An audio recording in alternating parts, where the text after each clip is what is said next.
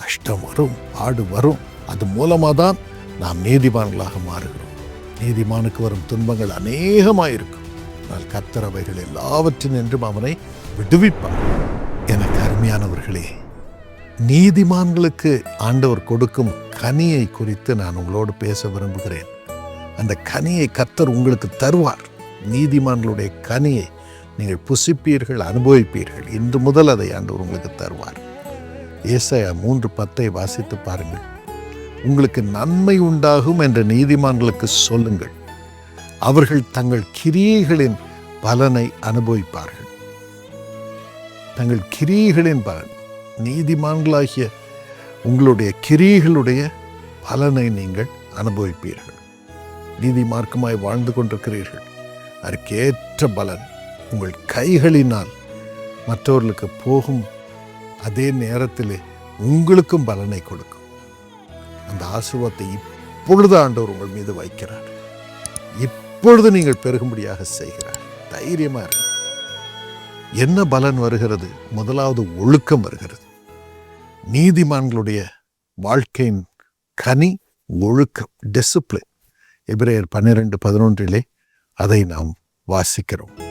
நிச்சயமாகவே ஆண்டவர் இந்த ஒழுக்கத்தை கொடுக்கிறார். இந்த ஒழுக்கம் வந்தாலே எல்லாவற்றிலும் வெற்றி, வெற்றி, பெருக்கம், கிரேட் ஃப்ரூட்ஸ், கிரேட் ப்ரொடக்டிவிட்டி, பலன் மிகுதியாக இருக்கிறது. அந்த கிருபையை கர்த்தர் கொடுக்கிறார். என்றும் அதை இயேசு வளர்க்கிறார். ஊழியத்திலும் கருணியாவிலும் சீஷாவிலும் அதை பார்க்கிறோம்.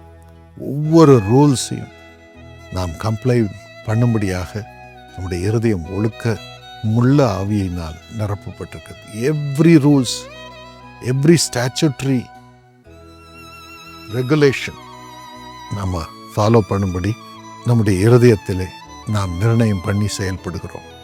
எல்லாவற்றையும் சோதித்து பார்த்தவர்கள் சொன்னார், பர்ஃபெக்டாக ஒவ்வொன்றும் இருக்கிறது. ஒவ்வொன்றும் பர்ஃபெக்டாக செயல்படுத்தப்படுகிறது. ஃபினான்ஷியல் காரியங்கள், அட்மினிஸ்ட்ரேஷன் காரியங்கள், ஆப்ரேஷன்ஸ் காரியங்கள், ஸ்டாச்சுட்டரி கம்ப்ளையன்ஸ் எல்லாம் பர்ஃபெக்டாக இருக்கிறது. என்றும் காருண்யா நிலைத்து நிற்கிறது. குடும்பம் நிலைத்து நிற்கிறது. இயேசு அழைக்கிறார், நிலைத்து நிற்கிறது. சீஷா நிலைத்து நிற்கிறது. ஆண்டவர் அநேகருக்கு ஆசீர்வாதமாக நம்மை பெருக பண்ணுகிறார். அதோடு கூட ஆண்டவர் நமக்கு சமாதானத்தை ஏற்படுத்துகிறவர்களாக நம்மை மறுரூபப்படுத்துகிறார். இதுதான் நீதியின் கனி. நாம் சமாதானம் பண்ணுகிறவர்களாக மாறிவிடுகிறோம். யாக்கோபு 3:18 அதை வாசிக்கிறோம். எல்லாரோடும் சமாதானம், எல்லாருக்கும் சமாதானம். நம்ம வந்தாலே சமாதானம் இறங்குகிறது. ஒவ்வொரு முறையும் சாவு வீட்டிற்கு நாங்கள் போகும் பொழுது அழுவார்கள், அழுவார்கள், அழுவார்கள். அப்பா போயிட்டாங்களே, மனைவி போயிட்டாலே, பிள்ளை போயிடுச்சேன். ஆனால் நாங்கள் போன உடன் ஒரு சமாதானம் ஜனங்களை நிரப்பும். ஏனென்றால் ஆண்டவர் எங்களை அந்த வழியை கடந்து செல்லும்படியாக செய்திருக்கிறார். என் தங்கை ஏஞ்சலை 16-17 வயதிலே திடீரென்று ஒரு நாள் விபத்திலே மாட்டி சாகும்படியாக அனுமதித்தார். நாங்கள் போனவுடன் ஜனங்கள் சொல்வார்கள், உங்களை ஆறுதல் படுத்தின ஆண்டவர் எங்களையும் ஆறுதல் படுத்துவார், எங்களையும் வாழ வைப்பார். ஒரு ஏஞ்சல் போயிடுச்சு, ஆனால் இன்னைக்கு காருணியால 8000 ஏஞ்சல்ஸ் உங்களுக்கு ஆண்டவர் கொடுத்திருக்கிறார். அது உண்மை. குடும்பத்திலே பிள்ளைகளும் பேரப்பிள்ளைகளும் பெருகும்படி ஆண்டவர் செய்திருக்கிறார். அது உண்மை. ஆம் பிரியமானவர்களே, சமாதானத்தை ஏற்படுத்தும்படியாக ஜனங்கள் எங்களை பார்த்தவுடன் சமாதானம் பெறும்படியாக ஆண்டவர் நீதியின் கனிகளை செயல்படுத்துகிறார். கஷ்டம் வரும், பாடு வரும். அது மூலமாக தான் நாம் நீதிமான்களாக மாறுகிறோம். நீதிமானுக்கு வரும் துன்பங்கள் அநேகமாயிருக்கும். ஆனால் கர்த்தர் அவைகள் எல்லாவற்றினின்றும் அவனை விடுவிப்பார். ஏன்னா அதன் பிறகுதான் நீதியின் கனி அந்த விசுவாசத்தின் மத்தியில், போராட்டத்தின் மத்தியில், வெற்றியின் மத்தியில் அவரிடமிருந்து பாய்ந்து செல்கிறது. எல்லாருக்கும் அந்த சமாதானம் அவர் மூலமாக பாய்ந்து செல்லுகிறது. இன்னும் நீதியின் கனி ஏசாயா 32:17 படி அது அமைதலும் சௌக்கியம் உள்ளதாக இருக்கிறது. சௌக்கியம் உள்ளதாக இருக்கிறது. அமைதலாக இருக்கிறது. ஏறக்குறைய 20 லட்சம் பேரை மோசே சுமந்து கொண்டு போனார். அவர்கள் எல்லாம் முறுமுறுத்து கொண்டே இருந்தார். ஒவ்வொருத்தரும் ஒன்று சொல்லிட்டு இருந்தாங்க. இவர் ஒரே மனிதர் என்னுடைய சமூகத்திற்கு போவார். 40 நாள் இரவும் பகலும். ஆண்டவரே, நான் என்ன செய்வேன்? இந்த ஜனங்களை எப்படி சுமப்பேன்? என்ன வழி? நீதியின் வாழ்க்கை. வேற எங்கும் போகாமல் நீதியாய் ஜனங்களை ஆண்டவர் சொல்லுகிறபடி சுமந்தார். நாமும் பெற்றோராக பிள்ளைகளை ஆண்டவர் சொல்லுகிறபடி சுமப்போம். என்ன படிக்க வைக்க வேண்டும் என்று உபவாசம் பண்ணி ஜெபம் பண்ணுவோம். பிள்ளைகளுக்கான காரியத்தை ஆண்டவர் காண்பிப்பார். எங்கள் அப்பாவுக்கு நான் என்ன படிக்க வேண்டும் என்று காண்பித்தார். ஆண்டவர் சொன்னார், தேவதூதனை அனுப்பி எங்கள் அப்பா எனக்காக உபவாசம் பண்ணி ஜெபம் பண்ணும்போது அவன் MBA முடிப்பான், அதன் பிறகு PhD முடிப்பான், அதன் பிறகு தேசத்திலே கல்வியை சார்ந்த காரியங்களில் உயர்ந்த ஸ்தானத்தில் வைப்பேன் என்று சொன்னார். எப்பொழுது? 1982 வருடத்திலே, எத்தனையோ வருஷத்துக்கு முன்னால், ஏறக்குறைய 44 வருஷத்துக்கு முன்னால். எனக்கு அருமையானவர்களே, இன்றும் அது நிமித்தம் பாக்கியம் பெருகிறது. எப்படி என் வாழ்க்கை அப்படியே ஆண்டவர் அமைத்திருக்கிறார் பாருங்க. மார்க்கெட்டிங் மேனேஜ்மெண்ட்ல PhD முடிக்கும்படியாக செய்தார். சென்னை யூனிவர்சிட்டியிலும் சரி, அண்ணா யூனிவர்சிட்டியிலும் சரி, அந்த நாட்களில் முதல் மாணவனாக MBAக்கு பிறகு PhDயில் முழுமையாக நான் டிகிரி பெறும்படி செய்தார். உங்களுக்கும் அப்படியே ஆண்டவர் செய்வார். ஒரு குறையில்லாமல் காப்பாற்றுவார். நம் நித்திய ஜீவனை நீதியின் கனியாக கொடுக்கிறார். பரலோகத்தை கொடுக்கிறார் நீதியாக வாழும் பொழுது. யோவான் 4:36 படி இந்த பாக்கியங்களை ஆண்டவர் தரும்படி ஒரு வினாடி ஜெபம் பண்ணுவோமா? ஏசப்பா, தயவாக மது பிள்ளைகளுக்கு அவருடைய நீதிக்கு ஏற்ற கன்னிகளை தாரும் அப்பா. கன்னிகளை தாரும்.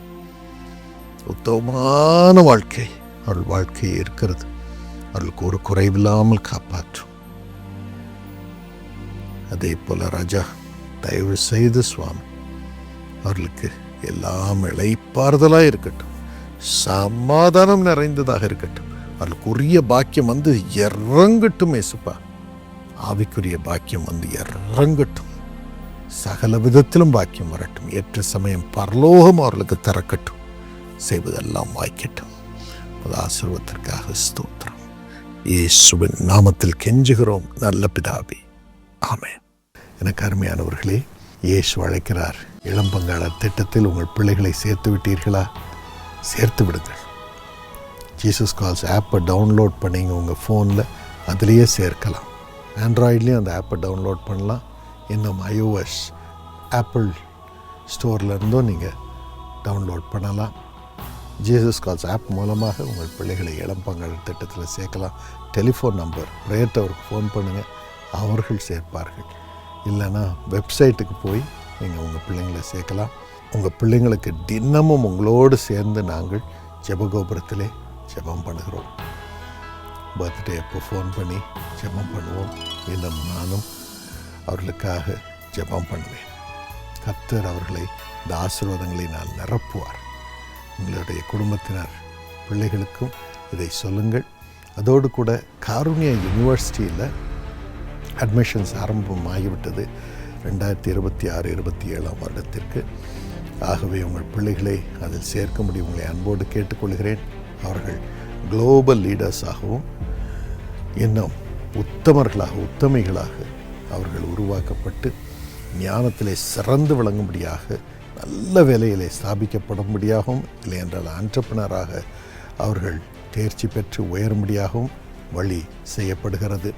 கேம்பஸ்லேயே இருந்து எல்லா பிள்ளைகளோடும் அவர்கள் வளரும் பொழுது, உலக வாழ்விலே வேலைக்கு போகும் பொழுது, இன்னும் பிஸ்னஸ் நடத்தும் பொழுது எல்லார் மத்தியிலும் அவர்கள் செழிக்கும்படியாக, எல்லாரோடும் சேர்ந்து சேவை செய்து உயரும்படியாக அவர்களுக்கு ஆற்றல் வந்து விடுகிறது. இந்த கம்யூனிகேஷன் ஸ்கில்ஸும் வந்துடுது. இன்னும் அவங்க டேலண்ட்ஸ் எல்லாம் வெளியே வந்தது. மியூசிக்காக இருந்தாலும், டான்ஸாக இருந்தாலும், ட்ராமாவாக இருந்தாலும் அவர்கள் எல்லாவற்றிலும் பங்கேற்கிறார்கள். இன்னும் முக்கியமாக கம்யூனிட்டி, சமுதாயத்தின் மக்களுக்கும் சென்று ஏழை மக்களுக்கும் இன்னும் இண்டஸ்ட்ரியலிஸ்ட் உயர்ந்த ஸ்தானத்தில் இருப்பவர்களுக்கும் தீர்வை கண்டுபிடித்து கொடுக்கும்படியாக அவர்கள் பயிற்றுவிக்கப்படுகிறார்கள். ஆகவே இந்த நிலையில் இருக்கும் மக்களோடு அவர்கள் உறவு கொள்ளுகிறார்கள். ஆகவே குளோபல் லீடர்ஸாக அவர்கள் உருவாக்கப்படுகிறார்கள். இதுதான் காருண்யா. உங்கள் பிள்ளைங்களை நீங்கள் காருண்யாவில் சேர்த்து விடுங்கள். இன்னும் காருண்யா கிறிஸ்டியன் ஸ்கூலும் இருக்குது, கேம்பஸில் சிபிஎஸ்சி ஸ்கூல். அதுலேயும் உங்கள் பிள்ளைங்களை சேர்த்துடலாம். அப்படியே அவங்க யூனிவர்சிட்டிக்கும் வந்துடலாம். இன்னும் இங்கு ரிசர்ச் பார்க்கும் இப்பொழுது ஸ்தாபித்து கொண்டிருக்கிறோம். வெகு விரைவில் அது முடிவடையும். ஆகவே இதில் எல்லாம் உங்கள் பிள்ளைகள் பங்கு பெற்று இங்கேருந்து போகும்பொழுது உங்கள் பிள்ளைங்க ஒரு என்டர்ப்ரனராக, பிஸ்னஸ் நடத்துகிறவர்களாக போக வேண்டும் என்பது தான் எங்களுடைய விருப்பம். அதற்காக அவர்களை பயிற்றுவிக்கிறோம். அதோடு கூட ஒரு தானியலாக யோசிப்பாகவும் செல்வார்கள். உங்களுக்கு இன்ஃபர்மேஷன் வேணும்னா karunya.edu என்ற வெப்சைட் நீங்கள் போங்க. விரைவில் உங்கள் பிள்ளைகளை இங்கு காருண்யாவிலே காண்பேன் என்று நம்புகிறேன். God bless you. மே முடிஞ்சு ஜூன், லீவ் முடிஞ்சு ஸ்கூல். ஸ்டூடெண்ட்ஸ்க்கு இப்பவே வின்டர் மாதிரி ஒரே குளிர் ஜரம், டென்ஷன். பேரண்ட்ஸ், உங்க வீட்லயும் இதான் நிலைமையா? கவலைப்படாதீங்க. நமக்காகவே அன்பு சகோதரர் சாமுவேல் தினகரன் சிறப்பு ஜெபம் ஏறெடுக்க இருக்கும். இயேசு அழைக்கிறார் ஞாயிறு ஆசீர்வாத கூட்டம். நீ விசுவாசித்தால் தேவனுடைய மகிமையை காண்பாய். நாள் மே 31, கடைசி ஞாயிறு. நேரம் காலை 9 மணி. நீர் ஒரு வார்த்தை சொல்லும், அவன் குணமடைவான்.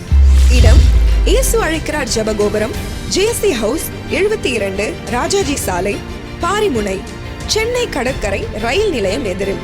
இன்று ஆண்டவர் நீங்கள் கேட்கும் காரியத்திலும் அற்புதங்களை செய்ய போகிறார்.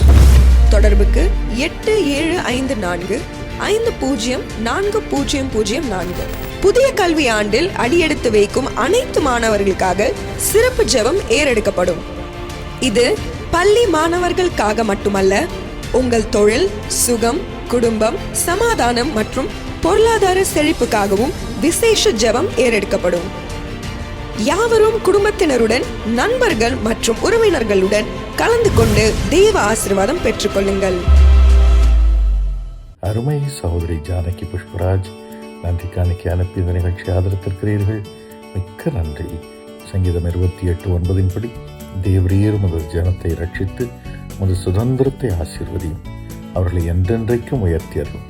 அப்பா, தயவா சகோதரி ஜானகி புஷ்பராஜ் அவர்களுக்கு பாதுகாவலையும் சமாதானத்தையும் தாரும், சுகமாய் காப்பாற்றும். மிஸ்ஸஸ் சுந்தரி அவர்களுக்கு நீடித்த ஆயுளையும் சுகமான நாட்களையும் தாரும். எல்லா நோய்களையும் பலவீனங்களையும் எடுத்து போட்டு சுகமாய் தங்கியிருக்கார்கள் புரியும். அப்பா, சமாதானமாய் வாழ்ந்திருக்கார்கள் புரியும். விஷ்ணு பிரியா பிரகாஷ் ஏற்ற துணையை கொடுத்து அவர்கள் வாழ்ந்திருக்கும்படி அருள் புரியும்.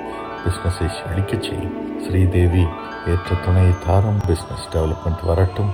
மஞ்சுளா, காயத்ரி, ராஜா பிஸ்னஸை ஆசீர்வதித்து செழிக்க செய்யும். சமாதானத்தை தார், இயேசுவின் நாமத்தில் ஆமென். God bless you.